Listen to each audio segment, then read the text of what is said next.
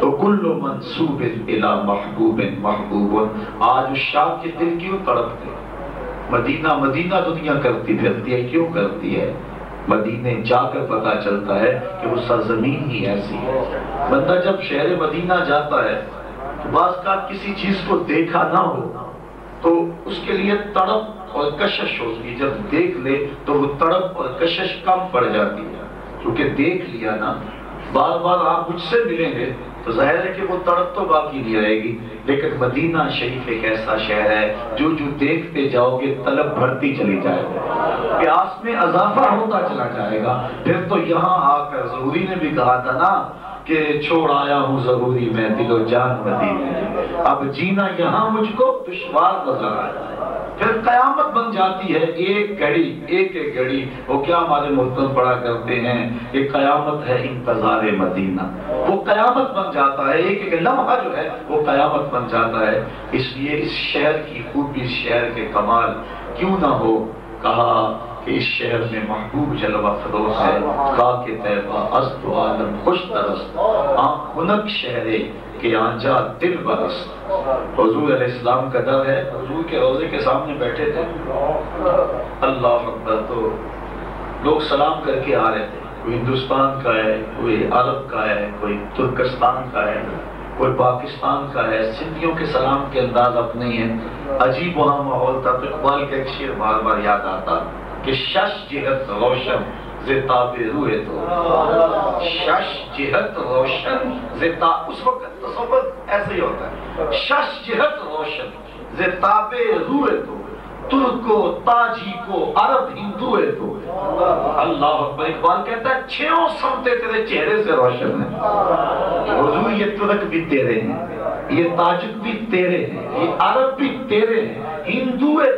اس کا معنی ہے غلام. ہندو کہتے ہیں غلام کو. عرب بھی تیرے غلام، اجمی بھی تیرے غلام، ترک بھی تیرے غلام، تاجک بھی تیرے غلام. گرتے تو گردن حریم کائنات. بات آگے کہتا ہے گرتے تو گردن حریم کائنات، از تو خواہم یک نگاہ التفات. حضور آپ کے گرد کائنات کا یہ گنبد حرم گھوم رہا ہے، میں آپ سے ایک نگاہ کا منتظر ہوں. شش جہت روشن، اللہ شش جہت روشن زتاب روح تو، ترکو تاجی کو عرب ہندو ہے تو. ترکو تاجی کو عرب. دیکھیے کیسا حسن ہے، کیسی بلاغت ہے اور کیسا استغاثہ ہے. شش جہت. جب کسی سے مانگنا ہونا تو پہلے اس کی تعریفیں کی جائے. کبھی آپ کے دروازے پہ مانگنا والا آئے نا تو وہ کیسی تعریفیں دادے سے شروع ہوتا ہے. گھر والے سمجھ جاتے ہیں مانگنا چاہ رہے ہیں، بچوں کہتے ہیں جا خیر ڈال کے آ.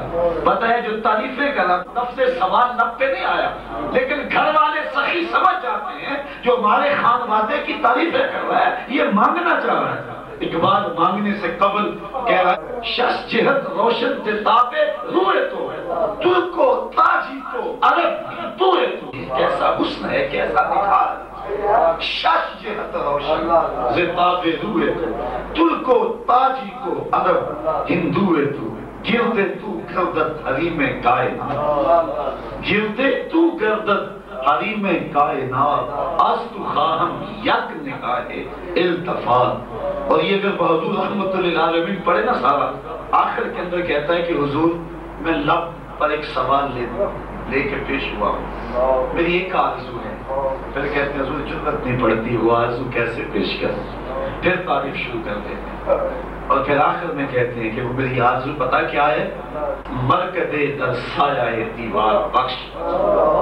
میری آرزو یہ ہے کہ اپنے مرکد کے دیوار کے سائے میں مجھے مرکد بخش دے. یہاں تک تو عجز.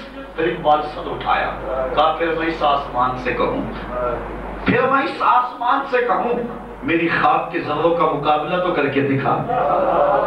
مرکد در سایہ دیوار بخش، اپنے دیوار کے سائے میں مجھے مرکز دے دیجئے. اور یہاں تک تجھے سے عجز. اور پھر سارے اقبال اٹھا کے کہتا ہے پھر میں اس آسمان سے کہوں. تو آسمان بنا ہے لیکن ذرا میری خواب کے